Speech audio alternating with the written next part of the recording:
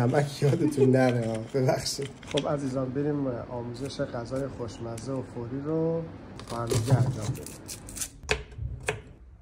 یه غذای فوری همسرم خواست که براش درست کنم به نام کشک زرد که مختص خراسانی‌ها و سیستانی‌ها هستش. واقعا حیوانی استفاده میکنیم.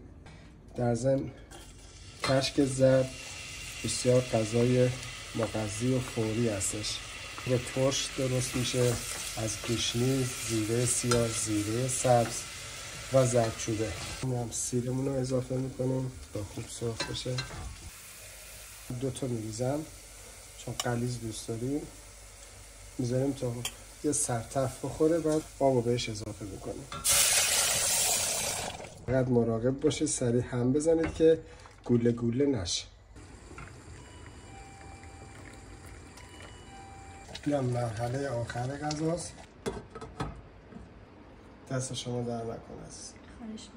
سر این غذای خوشمزه است که با نون بربری، نون تافتون به قول معروف